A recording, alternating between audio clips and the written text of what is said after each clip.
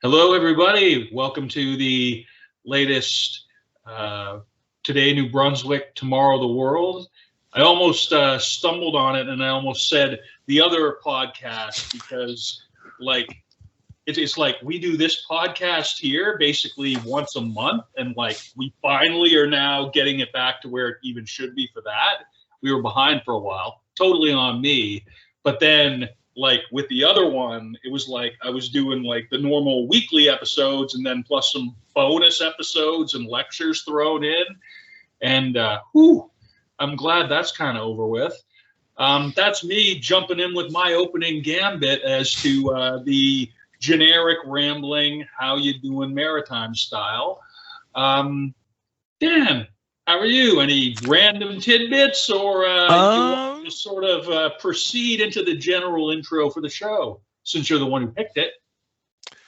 I don't know. It's yeah. I guess we might as well just sort of get right into it. But yeah, I figured in the interest of trying to like diversify our listening, like just because like I know I can get stuck listening to like the same old dudes all the time, a lot of the time, or like 85-90% of the time. Like as it's funny, just coming as it does in proximity to the black punk or black guitar or whatever episode from an episode or two back from among the ones that were released recently, and it just finds me kind of lamenting. I don't know if that's the right word. But like, if you're looking like strictly within the sphere of like, bands, just straight up hardcore, post-hardcore, guitar-oriented friggin' stuff, such as we all, I think pretty much the lack or the preponderance of bros versus I don't know what the no bros. the non-bro, the bro versus non-bro ratios can be, they're from what I can tell with the youths, they're sort of like they're evening out a little more. Like there are a lot of great, like newer bands that I've seen with like, that are fronted by women. Since I didn't actually come out and say the topic, that was the topic for this week. Was it's going to talk about some of our favorite bands sort of fronted by women, sort of in like the general punk rock-ish sphere of things that we tend to talk about. Well, I sort of just opened it up to the wider sphere of guitar-based music. It's funny just because like with the other podcast, I can just sort of, and I mentioned this before, I can just sort of like, oh, well, academic article, oh, well, book, whatever, blah, blah, blah. This requires like, oh, man, I actually got to go through the shit. And it's so what I did, and I'm not casting any aspirations on anybody else's process, but having to go through those 3 episodes to kind of get them out in a bit of a jiff not that long ago, put me in the mind of like, I'm going to write the notes beforehand, and you don't have to. But for me, I'm just like, okay, my contribution to it will be just sitting there. So I'm like slightly more prepared, than normal for this. And actually, I'm glad that we deferred from doing this yesterday because my list changed significantly since yesterday. Mine did too. Just shows you the wealth of non-dude artists out there.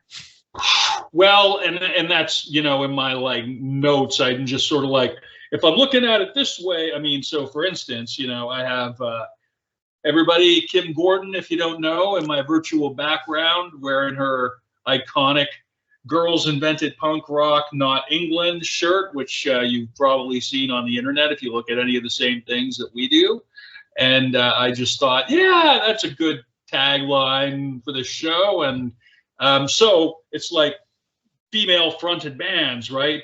Kim Gordon does like what 30% of the singing. Like she doesn't do, so it's like co-fronted. It's like, because then that excludes certain other. So I kind of had to go through my whole like, what even qualifies for this? So Dan, I think I'm going to be interested to hear your number one, or the first one. I shouldn't say your number one. I don't want to say they're necessarily hierarchical, but the first one that you want to share with us, pal.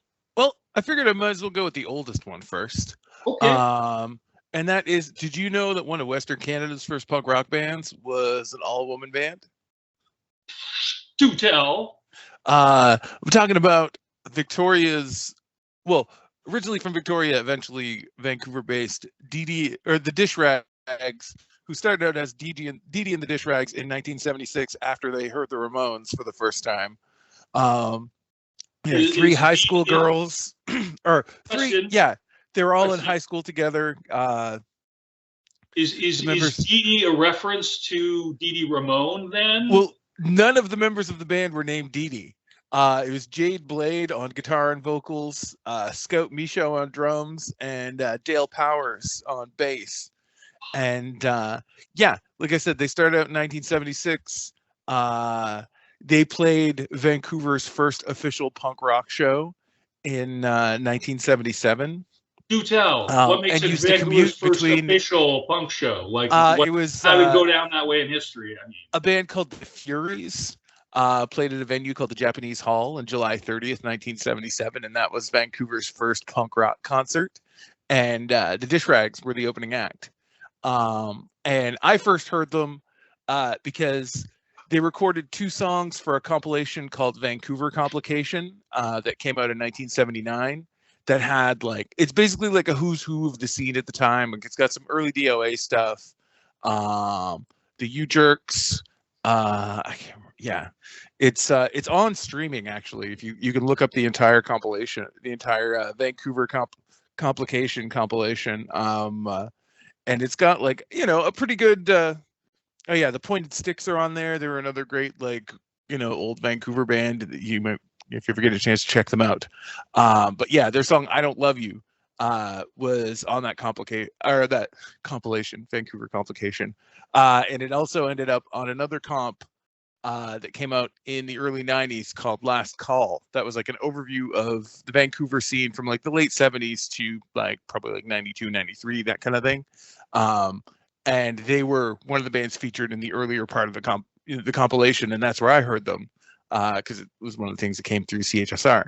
And, I thought it's really cool, like, awesome kind of like proto-feminist, like just, 3-chord punk rock, like, authentic, like 70s style, but from Vancouver, played by like these high school kids. It was like almost like real life, like Fabulous Stains kind of situation. And yeah, it was pretty cool. And so I only ever heard those couple songs. When they were still a band, when in their original run as a band, from like 1976 to 1980, 81-ish, they put out 2 7-inches, and maybe recorded some stuff that there's some unreleased things. They sort of started making like a little bit of a poppier turn towards the end, but yeah, they're still like a seminal like Western Canada band. And they've had a couple reissues since. In 2005, there was a discography CD put out. And also this year, Supreme Echo, the record label from Victoria that I've talked about, like a few other releases by in the past. Yeah. They're actually putting out some new unreleased Dish Rag stuff on an album called 4 that'll be coming out later this summer. So yeah, keep an eye out on their Bandcamp for that. So yeah, the Dish Rags, they're just, since they're like, a pretty like historic Canadian band that I knew of just from like, some campus radio back in the day, I figured there's something I'd definitely mention because, I always really enjoyed what little recorded output they had.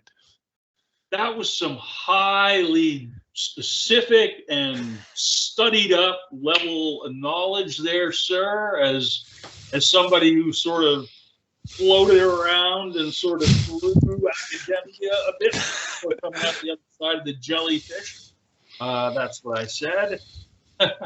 Coming out the back end of jellyfish, as I did with higher academia, I really have to give you kudos for the level of specifics. I mean, but then I realized you do work for a government agency. You've probably given more than your fair share of PowerPoint presentations, actually. So, anyhow, kudos on the knowledge, man. All right. Fish rags. And I was like, you said seminal. And I almost like wanted to Beavis and Butthead, like, you know, but for the sake of decorum, I didn't. For the sake of Kim and Thurston, and I guess that's Lee. That looks like Lee. That's not Steve. Yeah. On the other side of her head there. That is rad, man. Okay, so again, I'm just like jumping across. I'm grabbing like mainstream stuff just because like what hit me on an emotional level, what resonates just from my experience. And I'm just like saying like I can't put any kind of list of like female fronted bands without like starting with 60s soul. So I'm just like the Supremes, but then I also put slash Sharon Jones and the Dap Kings. And this is where it gets a little funny or funky, if you will. Follow my lead, take heed. Oh man, that's gotta nip that rhyming in the bud. But seriously though, I do have to say, friggin' 60 Soul gave us the precedent for so much of what we're experiencing now. If it wasn't for Motown Records, I mean, you know, you can say there's a direct correlation between what emerged from Atlantic Records and all, you know, Motown and particularly Detroit, which is where the Supremes are from. You know, like it was unheard of, right? Like early 1960s. So we're still talking like when there's deep segregation in the South and whatnot. And I mean, you know, you come out there now 60 years later with like Beyonce doing a cowboy record. I mean, like, you know, one of the biggest pop stars in the world. It's phenomenal, both, I mean, in ways that are direct and interesting and powerful, but, you know, it's just historical respect to that. Now, with Sharon Jones and the Dap Kings, this is one of those things where I went through that period where I was just sort of buying records completely on a random, it was quite intentional. I was flooding my system with endorphins by buying vinyl. And within that, back in Barnacle Records, back in Kamloops, one of the things that I grabbed from the Soul selection, because they've got a pretty well curated store, I swear for the life of me, would have sworn that it was just this sort of under-regarded 60s, you know, singer lady, late 60s, early 70s, hard soul, you know, like tight soul, tight arrangements, you know, it's so like funky, the Dap Kings accompanying this really soulful singer lady, probably recorded on analog. I say probably because when I was just like, I wonder what the hell this really even is, just for the purpose of these notes, it's like, no, they're from the like late 90s and early aughts, and they ran for about 18 years, and they're like out of Brooklyn or something like that, as part of like the Motown, like not the Motown, the neo soul revival. I mean, it's like, you know, Charles Bradley, you know, was ish around part of that, right? That kind of, so, and I was just like, well, gosh dang. And that just doesn't really say much, except that I have completely shallow knowledge whatsoever of contemporary soul music, really is what that comes down to. But I think just generally speaking, I could put those two, you know, singers, performing artists, groups, whatever, and say that both where they historically and contemporaneously, they sort of share a sort of across a It's the thing that gets us to where, you know, Beyonce and I mean, I was going to what's her name, the other one, Tay Swift, who's releasing a new single tonight. She's releasing this first single. It's a collab with Post Malone. It's coming out like at midnight tonight. So in times such as these, you know, we got to look to the forebearers of such and such. So that's a bit of a dissembling speaking to for my top two that are kind of shared from my top one there. So how about you tell me about your number two there, Dan, if you want, and you can even add more to it, or just feel free to go long, because that was kind of a bit for a while there. My number two, it's another one of these. It's, you ever just get a song stuck in your head for years? Yep. Basically, it's another one of these situations of like a band with not a huge recorded output, but they were like a big part of a certain scene right before that scene got really big. And, you know, had they come out even just like 4 or 5 years later, might have been like, you know, moved on to much larger stages, shall we say. Anyways, I'm talking about the band Samuel from State College, Pennsylvania. From, I don't know if you ever, they were around like in, well, mostly just for a few years in the mid 90s. They were their singer Vanessa Downing was in another band called Junction that were kind of part of that like early like Heart Attack-ish scene. Like that kind of like, you know, I guess emo, you know, Midwest but like emo, like that's just it. Like they were one of the like that quote unquote like Midwest emo type sound, even though they're from, you know, the tri-state area on the East Coast. They were one of the bands that really kind of, when that mutated out of sort of like the Fugazi DC-ish end of things, like the more angular guitar-ish type stuff, and started, you know, it turned, you know, spreading into your Hot Waters music and those sorts of, you know, a little more, I don't want to say straight ahead melodic, but, you know, just like more like driving melodic sound. And yeah, Samuel were one of those bands that they were in the ground floor of that. They had 2 7-inches on their own, one called the Lives of Insects, another one called Empty and Then Some. That was like the Empty and Then Some. That was one that I had back in the day that like I played the hell out of the title track. That was the one that I had stuck in my head for years. After I like lost my copy of the record, just 'cause it's like a damn good pop song. And you know, really like of that, like, I don't know, like I definitely watched that whole sort of Midwest emo sound, like, you know, I remember watching it sort of like from afar, I guess you could say. Like, and like even like I drove 7 hours with friends to go see the Promise Ring at one point. Playing that's the most emo friggin' thing in the world, man. It was the Promise. Yeah, it was in Great Falls, Montana, which is about the size of Fredericton. Good Lord. But in Montana. And they played on a community theater stage that the rest of the week was during a performance of And Then There Were None by Agatha Christie. So it was like a Victoria tea room set, but with, you know, the Promise Ring set up there.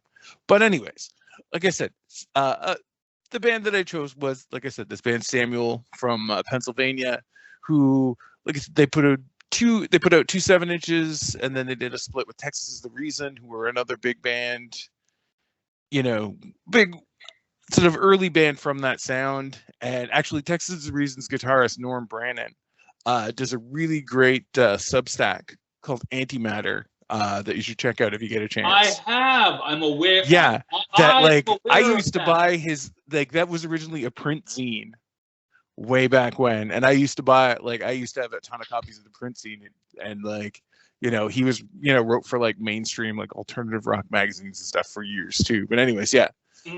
Anyways, like that, like I said, that's the scene from whence they sprang. But they didn't really, you know, they tried to move to DC, and recorded a full-length album, and then went on a tour that didn't go so well, and they didn't get a chance to put out that full length, and then the band didn't really do anything until COVID-19 happened. And everybody got nostalgic and got back in touch. And next thing you know, Samuel's back together and have been for like 3 or 4 years now.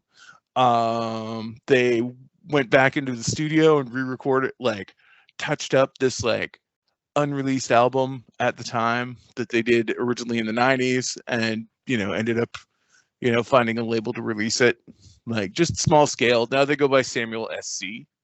But they've got like a little website and a few songs here and there you can find in the, like, they've got a Bandcamp. You can find their music, all their music on Bandcamp and stuff now. And they're still going, like, back to get, like, it's 4 of the 5 original members of the band decided to get back together, long distance, while they were all getting back in touch while all that weird stuff was happening.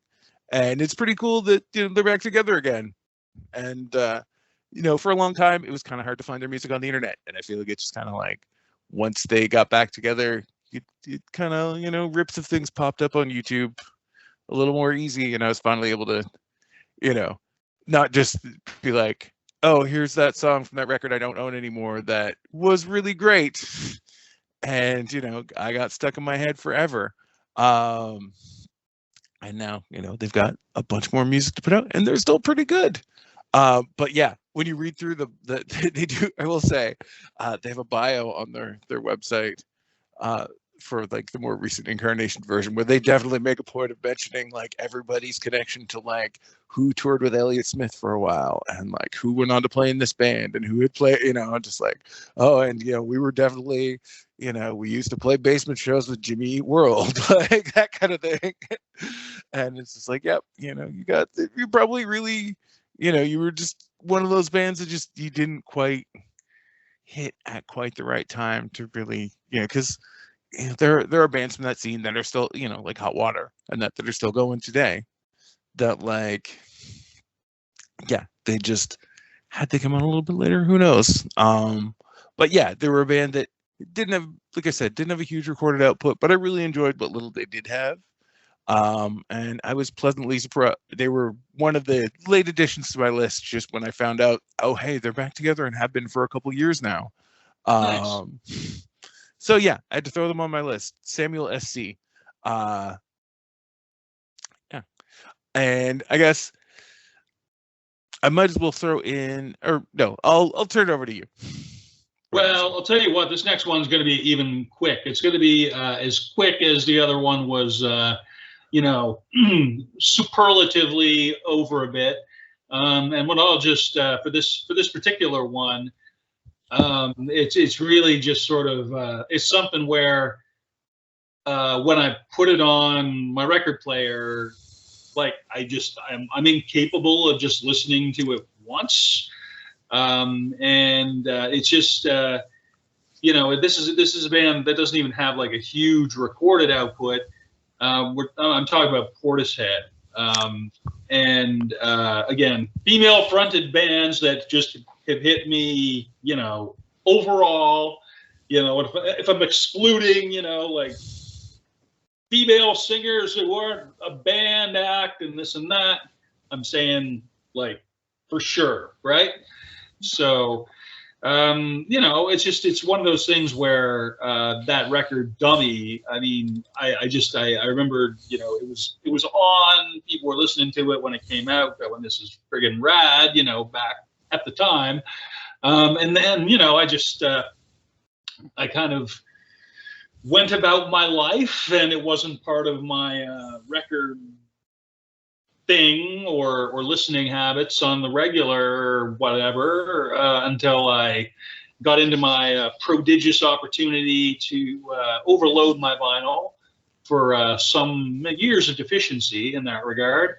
And Portishead Dummy. And I mean, honestly, really all I can say beyond the fact is they both, for a band that's been still like mostly, they're kind of off and on active, not so much on anymore.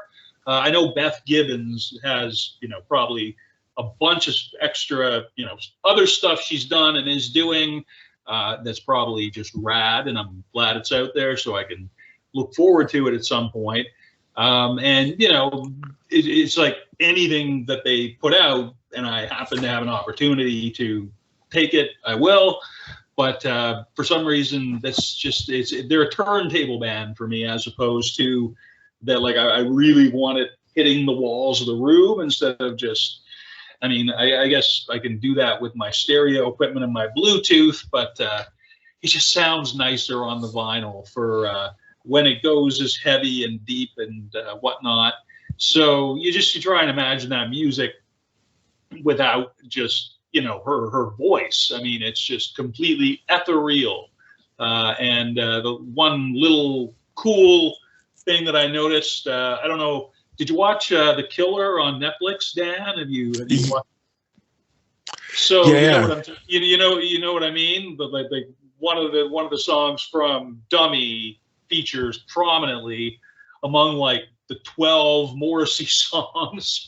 But they got this one super tense scene relatively early in the film, and like when that particular song drops, you're just like, oh, this is probably not good, and it's just wow. I just was like, yeah, David Fincher, goddamn, a movie about an assassin.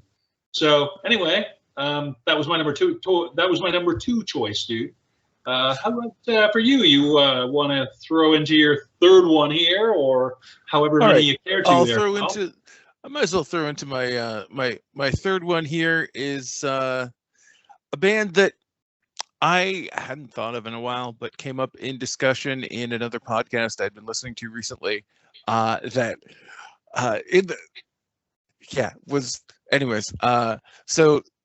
there's a podcast called Kings of Punk that is named after the Poison Idea record.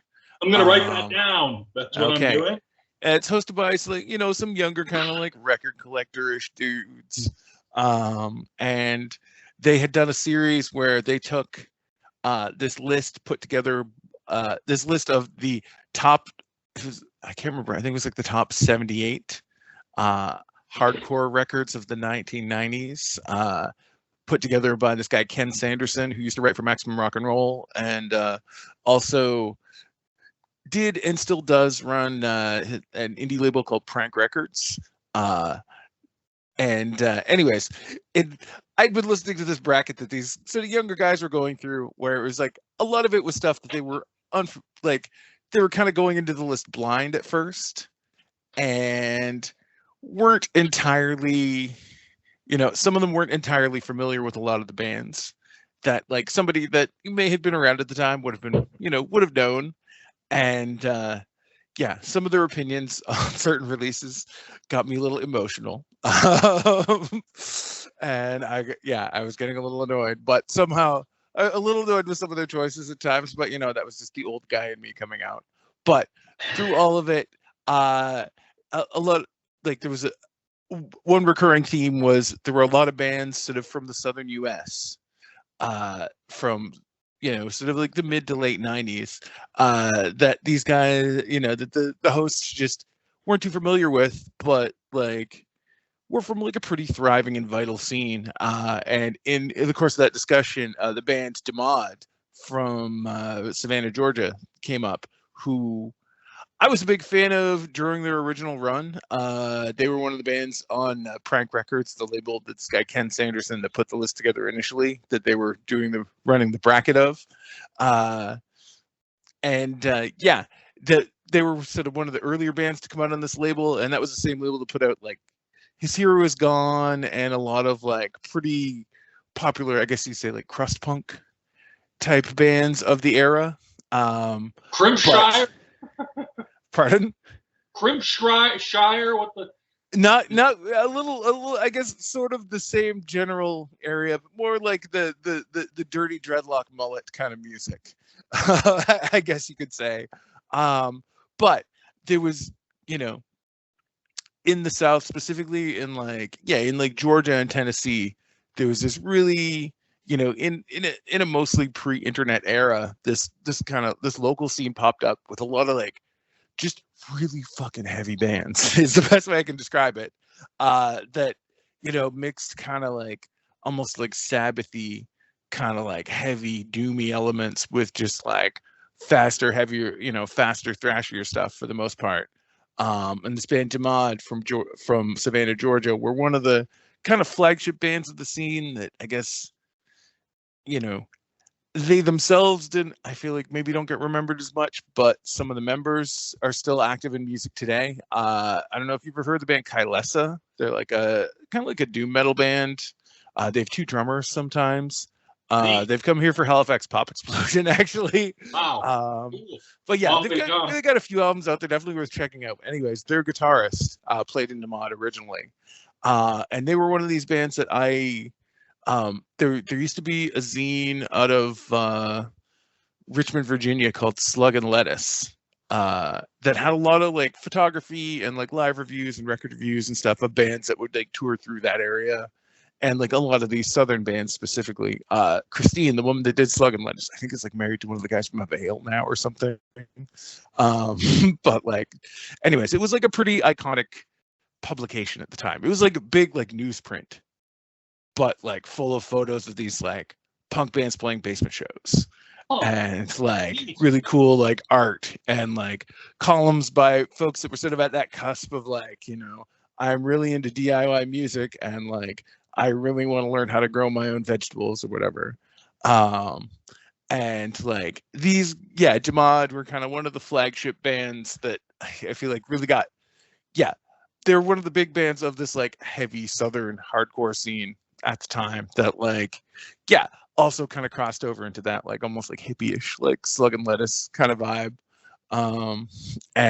Yeah, they had two full-length albums, Rise and Fall and Burning Cold, on Prank Records, and then like a couple EPs besides that, before they split up and half the band went on to form this like kind of like stoner metal band Kylesa that are still going now. Yeah, they were, yeah, just one of those like just bands I really enjoyed at the time that, you know, through this discussion on the Kings of Punk podcast of these 90s records really kind of reminded me like, oh yeah, I should go back and check out their music. And I've really been enjoying listening to like their two albums again recently. Another thing, they were one of the first bands that I don't know if you're familiar with the artist Pushead, who did a lot of like Metallica's old. Right. Sorry, yeah. The art. I had to think about that for more than a second. The art of the artist Pushead. Yes, the artist Pushead. Yes, he kind of took a break. Yeah. I feel like there was a stretch of time where he wasn't really actively doing as much art for other bands, and Jamad were one of the first bands that I remember seeing him do like an album cover for in like quite some time, like after, you know, Metallica and a lot of that stuff. Yeah, because he did the art for their album Burning Cold and for like one of their 7 inches as well. And yeah, like their singer Victoria has this like really deep, almost like kind of deep howling voice, like a lot of the time mixed with more kind of like, you know, like the heavy kind of crusty screamy type vocals on top of like these really kind of heavy sludgy like driving riffs. And yeah, they're like really awesome. I guess, I don't know, that sounds awesome. Yeah, like just really like if you like kind of the heavier end of things, like they're definitely a band you should check out. And yeah, they were a big part of this like southern like heavy crust type scene that like, you know, bands like His Hero Is Gone came out of that, you know, got pretty popular afterwards. And, you know, yeah, but I feel like they themselves didn't necessarily get remembered as much. They did a reunion in the 2010s for a year or two, but their singer ended up passing away in 2017 from some form of cancer. I can't remember which one. Yeah, I look at. Anyways, yeah, but like I said, they were just a band from that. Yeah, like a band from that era that I feel like didn't necessarily get as remembered as well. That I feel like maybe, you know, folks should check out more, that also had a pretty awesome like woman vocalist. So yeah, that was my list. My number 3. I'll turn it over to you now. Yeah, cool, man. And I mean, as far as it goes, this one, I don't know. Maybe you'll know who I think of when I mention this. Maybe not. I sort of think of a certain Fredericton character as being like a really strong advocate for this band at the time. And maybe you'll know who it is just when I say it. Otherwise, maybe not. But either way, I don't imagine that they listen to this podcast. But the band I'm talking about and introduced so intriguingly to pique the interest of whoever may be listening, seriously, is Royal Trucks, actually. So I don't know if that rings any bells for you, but I'll tell you what, without giving too much away to, I mean, what? I'm not even talking disparagingly about this person. I have this Batman rule for my podcasts. If there's parties like what I'm going to say contentious, I'll never mention their name. I don't think they're going to Beetlejuice their way into your house or anything. Well, I mean, but nevertheless, at an early time in high school, pre-internet, Captain Donut, this smoky little coffee shop, smoky because you were allowed to smoke in there, such was the style at the time, and among the cohort of people who hung out there, underage smoking and skipping class, there's some people who, that's why I started hanging out with eventually the people that kind of, for me, gravitated into being the all ages crowd, and the people playing shows that I, and going to shows and whatnot. And somehow from among that very period of time, I was lucky enough to score this awesome mixtape from this dude who was like a year or two older. And just they had a pretty wicked record or whatever CD collection, I suppose, and you burned it onto the cassette, and you ran the cassette in your boombox while the CD was playing, and it all seems a little far-fetched and antiquated now, but so it was some amount of effort to make one of those tapes. And so from among this, it had some, it had probably some Fugazi on there. It had like Gang of Four. It had, some just pretty, it had just some pretty solid stuff. And from among that, this band Royal Trucks. So it's one of those things where it's like, if you're into them, you're really going to be all the way in. And if you're not, I mean, you're going to find something else within 5 minutes of throwing it on. It's just, they don't really invite casual listening too much, I don't find. And so to the extent that people, care about them and dig them, it's because it's just two people, right? It's Jennifer Harima and Neil Haggerty. And I was trying to think about this because like two people, but I'm calling it a female fronted band because Jennifer does like 75% of the singing, but Neil does like a whole bunch of it too. So it's like, why am I putting that as a female fronted group? And the reason for that is because I figured out is, if you took away Jennifer Harima and it was just Neil Haggerty doing like stuff, I mean, there's records of him doing that. I just don't find it interesting. It's like, it's cool guitar music and whatnot. But it doesn't have any of the dynamism or anything. Jennifer comes on mostly as a vocalist, although I think she does multi-instrumentalist kind of whatever stuff too, as per the album credits. And I mean, this is a band that went from like basically junky kind of with like guitar strumming over it in their early Drag City kind of recordings, and then they got to this point when they just hooked up with Virgin Records of all people and put out 3 very straight ahead, like better than the Rolling Stones when the Rolling Stones were good level of straight up rock records. All the instrumentation, friggin' studio pro musicians. Like, it's just, they had a run of like 5 albums, and then they went after their contract with Virgin went out, they went back to Drag City to kind of finish out their career. I mean, for my money, they had basically 5 albums that were just absolutely friggin' perfect. Plus, their compilation of just live and weird stuff.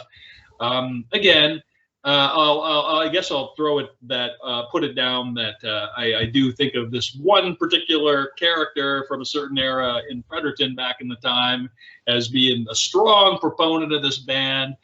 And it's just like, I went to see him in Montreal with some expense, going there from Halifax in a car. I mean, with a bunch of people.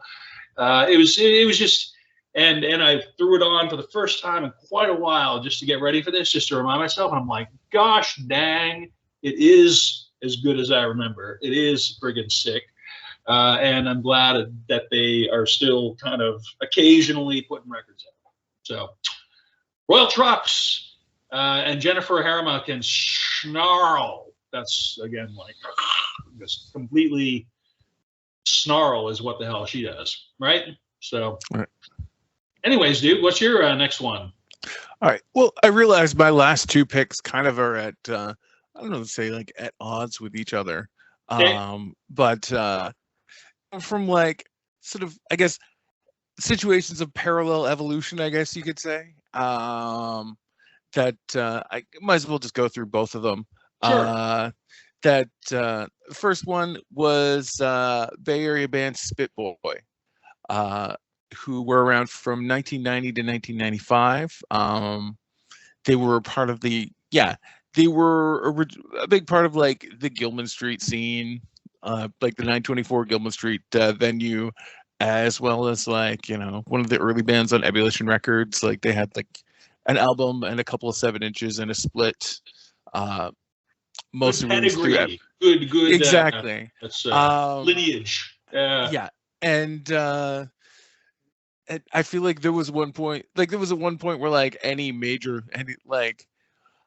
I think like Maximum Rock and Roll, Heart Attack, and maybe a couple other ones all had columns by various members of Spit Boy, or like regular columns written by various members of Spit Boy at any given time.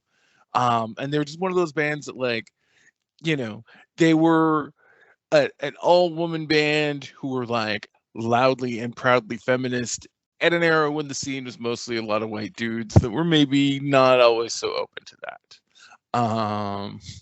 And it's still even, but I mean, like I said, or like I mentioned earlier, and definitely going to touch on later, like there's definitely a lot more like really awesome like punk and hardcore bands fronted by women going right now that I've checked out recently. But anyways, yeah, one of the big things that Spit Boy were very vocal about was that they were not part of the Riot Grrrl movement. That just happened to spring up, just a little ways up the coast from them, at a time when nobody had the internet, or like very few people had the internet, and sort of news traveled a little slower.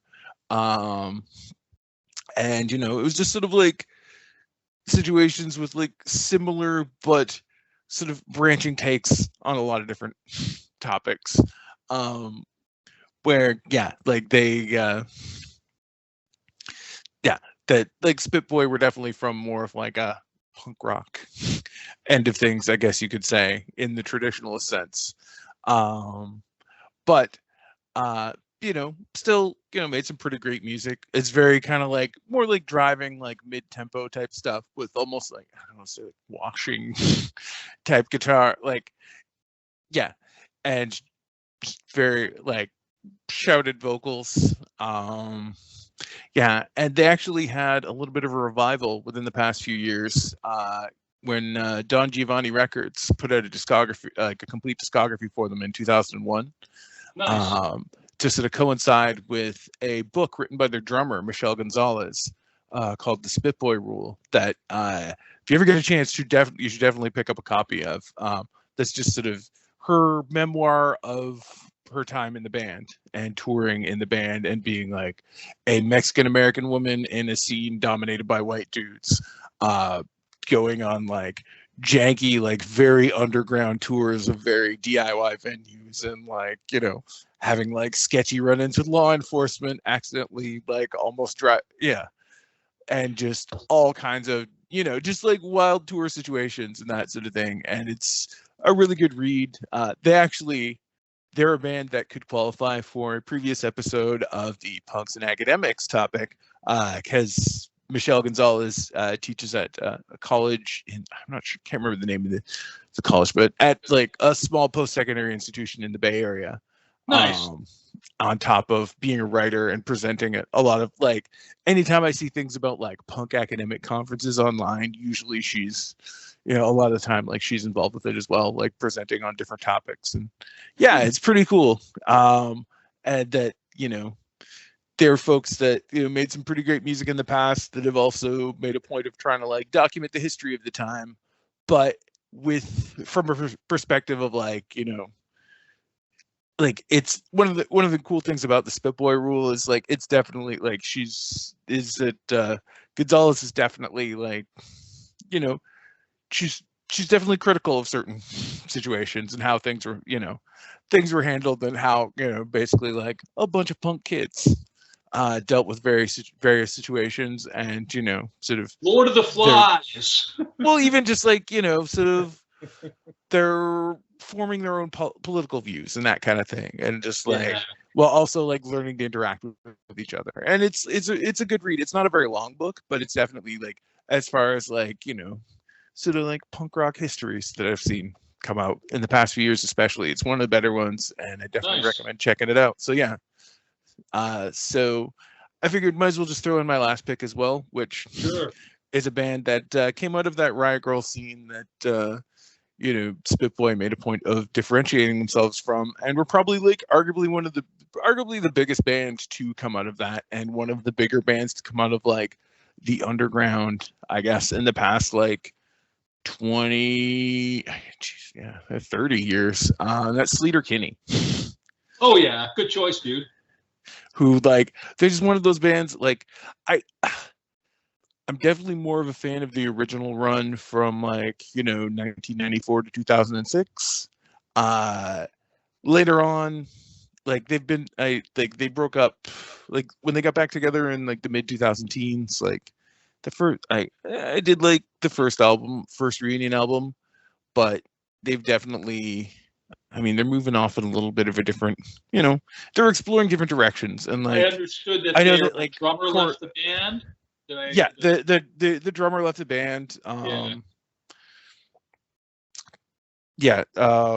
Janet Weiss left the band recently, and I've heard a lot of people say that like Saint Vincent, or like, is like, who produces a lot of their stuff, I think has a lot more creative direction in their recent things. But rather than talk about the stuff of theirs that I'm not as big a fan, like, I gotta say, I love that first original sort of 11-12 year run of albums. Like, it's just, and like I said, they were like one of the bands that like they did come out of that like Pacific Northwest, like Riot Grrrl type scene, like, in Olympia, Washington originally, but like, and took a lot of like, the really like angular guitar sounds, I guess you could say, from like the like sort of, like the like Fugazi-ish type sounds of the time, and really just turned it into like some great rock and roll on top of like, the band's like, political messages and all that sort of stuff. Like,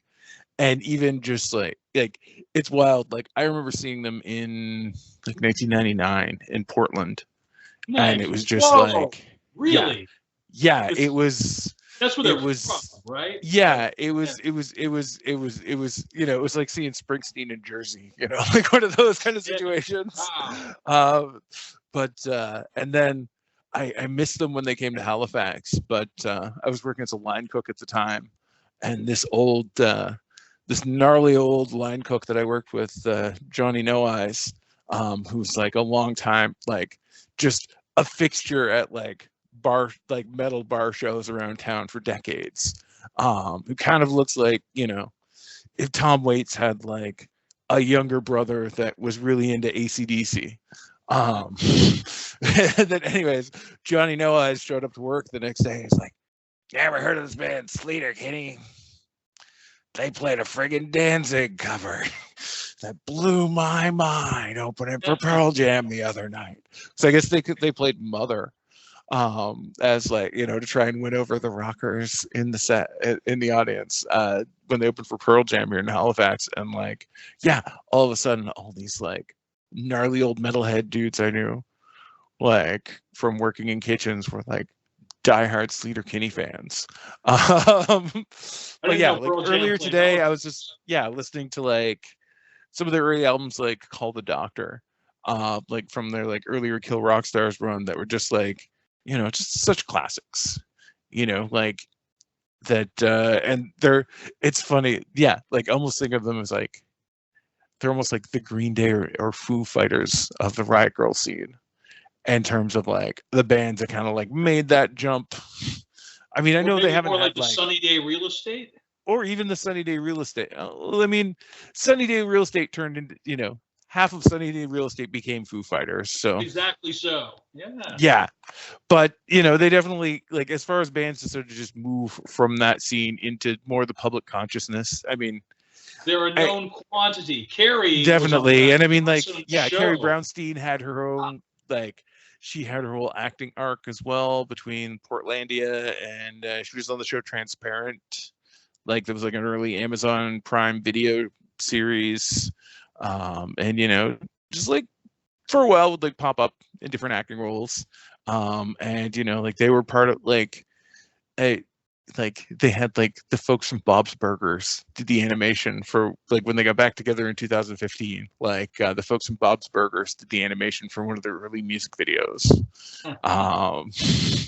So yeah, That's they all right. definitely, That's yeah, that's the like, I mean, they're not like topping the charts, but definitely as far as like, bands to come out of like a very particular era of like the 90s Riot Grrrl scene, like they were the one that has definitely crossed over the most. And like, yeah, we're just like a great, like one of the great American rock bands of the past like 30 years, really. I'm getting a little hoarse here, that's but some high yeah, so praise. they were one that I definitely had to include on my list.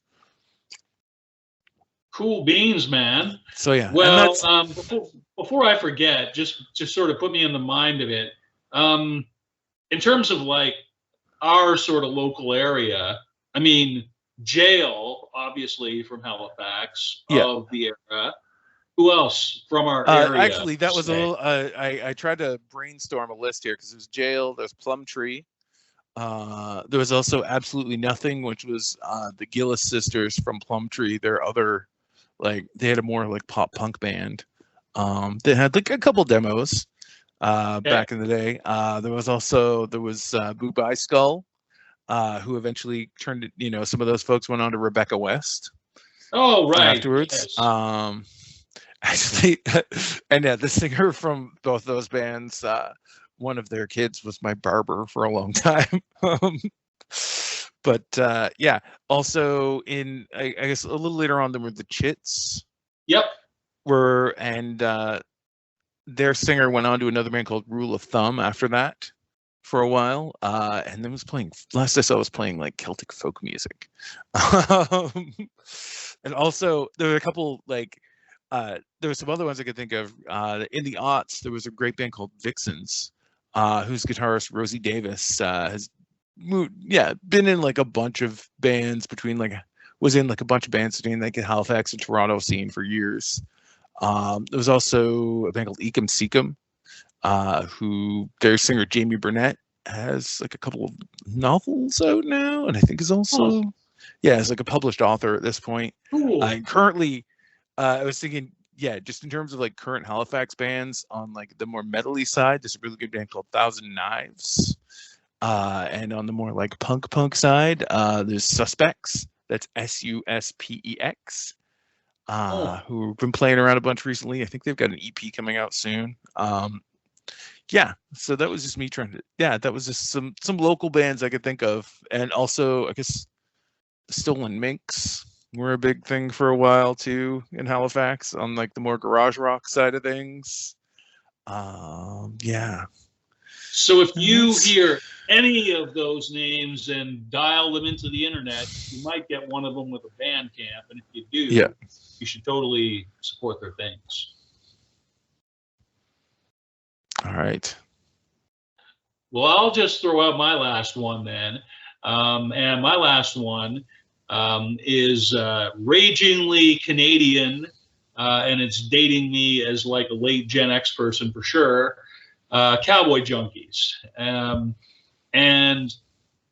when I think about it's like why besides the fact that Trinity Session is just like an absolutely perfect album, and if you put it in like a list of perfect albums, it probably even fares really well.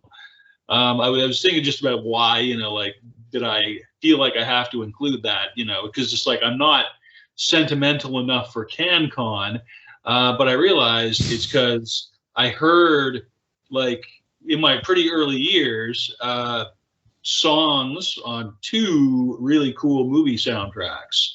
One of them being the Pump Up the Volume movie soundtrack, which, I remember getting that on cassette from friggin' Columbia House in friggin' Russagornish, New Brunswick, mind you. Friggin' like grade 7 or grade 8 or something like that. And it's just like I, just saw the movie a bunch of times on VHS with because that was just one of the ones you wanted to watch at the time. And it was like it had the pics that I think we even talked about it on the show before. Yeah, right? The soundtrack to that movie is really something. So they got a song on they have a cover on that of a Robert Johnson song, and then on the Natural Born Killers soundtrack, again a movie that you just watch over and over, and they have a cover of Sweet Jane, the Velvet Underground song, so like those would just be like it's just like they glommed onto my brain at just the right age, and for sure watching Much Music in the basement of the townhouse in the housing co-op that I lived in, for sure. Watching the Much Music that would have been on, just because we didn't have the internet streaming content all the freaking time. So like, oh well, I guess you're to play videos, and it was just it was a time unlike no other, quite frankly. That's so. But again, to put all that cultural whatever aside from it, just as like it hit me when I was young or whatnot. It's just I can literally anytime I throw that record on that one record, Trinity Session. It's just I feel like I'm just being transported to a church in Ontario, and it's friggin' snowing outside.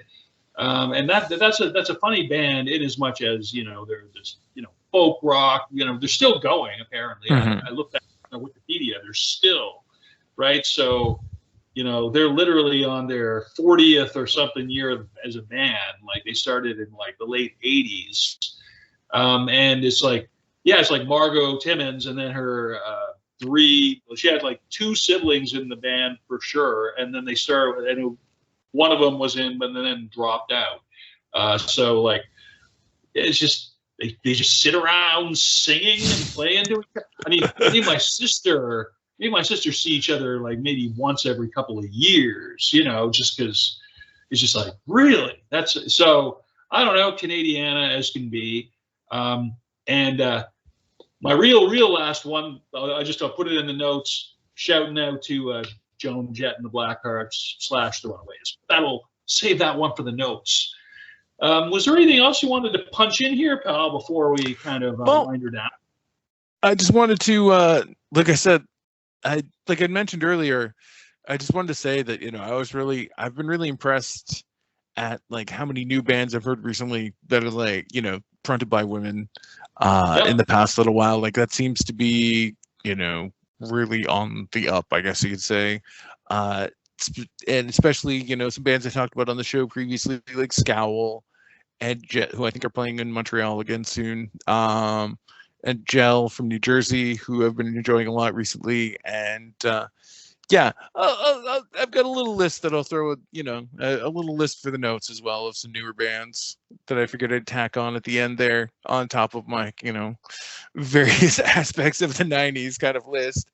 But yeah, like I just thought it was a nice little exercise to try and just look at more non-dude artists. For a show. No, man, all about reaching out in all kinds of directions. I'm an educator, man. I drank I drank that Kool-Aid some time ago.